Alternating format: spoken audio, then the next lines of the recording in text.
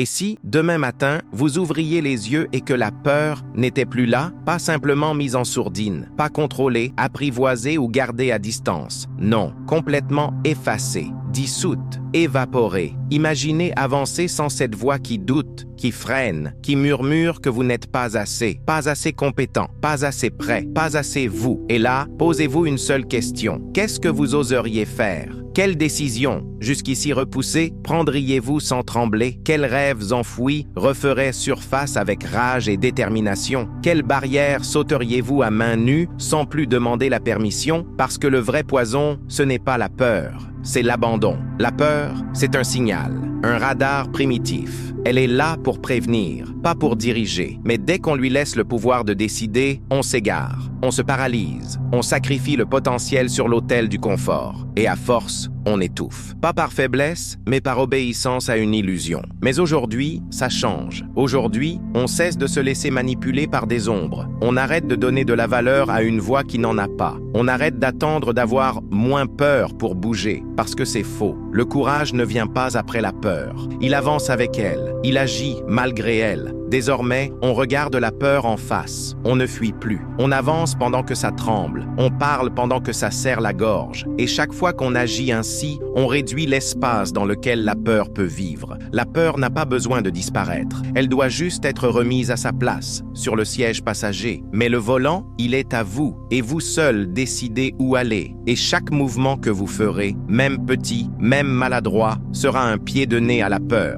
Parce que la peur déteste l'élan. Dès l'instant où vous bougez, elle perd sa force. Elle racontera toujours des histoires « tu vas échouer, tu n'es pas à la hauteur, tu n'y arriveras pas ». Mais ces histoires ne sont pas la vérité. Ce sont des mensonges bien racontés. Et maintenant que vous le savez, vous pouvez choisir de ne plus y croire. La peur vit dans l'imagination. Elle prend un doute et en fait un film catastrophe. Vous n'êtes pas juste inquiet, vous êtes déjà en train d'échouer dans votre tête. Et plus vous rejouez ce scénario, plus votre corps y croit. Le cœur s'emballe, les muscles se tendent. Vous êtes piégé dans un futur qui n'existe pas. Mais si la peur naît de la répétition, la confiance aussi. Racontez une autre histoire. Une où vous tombez, puis vous relevez. Une où vous parlez et on vous écoute. L'esprit ne fait pas la différence entre l'imagination et la réalité. Ce que vous répétez devient vrai pour lui. La peur gagne dans le silence. Vous attendez d'avoir du courage pour agir, mais le courage ne précède pas l'action. Il en est le résultat. Sautez, touchez la peur, exposez-vous et vous verrez. Ce n'était qu'une ombre. Faites ce qui vous terrifie. Parlez même si votre voix tremble. Lancez-vous même si vous n'êtes pas prêt. La première fois fait peur.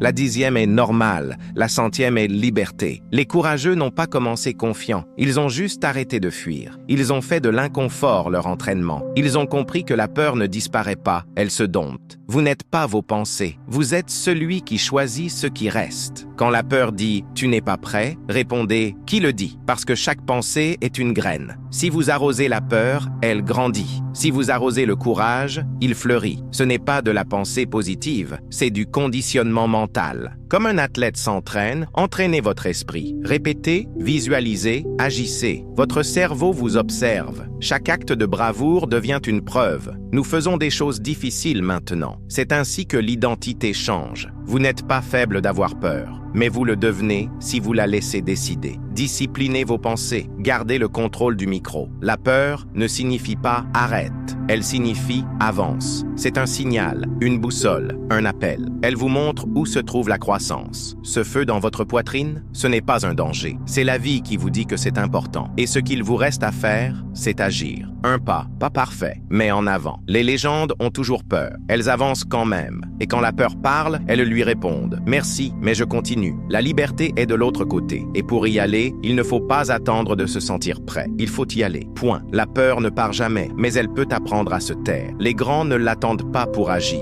Ils bougent et la confiance les suit. Ils n'espèrent pas que le doute disparaisse. Ils avancent malgré lui. La discipline tue la peur. Elle élimine la négociation. L'alarme sonne, tu te lèves, la tâche est difficile, tu la fais. Le doute murmure, tu continues quand même. C'est ça, la puissance de la discipline. Et c'est comme ça que naissent les sans-peur. Agir malgré la peur reprogramme ton esprit. La peur n'est qu'une information, pas une barrière. Elle ne décide rien, à moins que tu ne lui cèdes ce pouvoir. Alors pose-toi une vraie question. Vis-tu selon tes émotions ou selon tes principes? Parce que chaque jour où tu laisses la peur gagner, tu perds un peu de ton héritage. Personne ne se souvient de ceux qui ont choisi la sécurité. Le monde se souvient de ceux qui se sont levés, même tremblants. Le confort est un piège. L'héritage, lui, demande du courage. Et si tu connaissais le prix de l'inaction, si tu pouvais voir tout ce que tu perds à cause de la peur. Le changement commence par des rituels simples. Chaque matin, fais une chose inconfortable. Bouge ton corps. L'action casse la peur. Parle avec force à ton esprit. Je n'ai pas peur. Je suis ici pour diriger. Gagne ta première bataille. Fais ton lit, sois à l'heure, termine ce que tu repousses. Le soir, réfléchis. Où la peur a-t-elle parlé? Où as-tu résisté? La peur ne disparaît pas toute seule. On l'éteint avec des actes. Ce n'est pas le mindset qui tue la peur, c'est le mouvement. Le courage devient une habitude.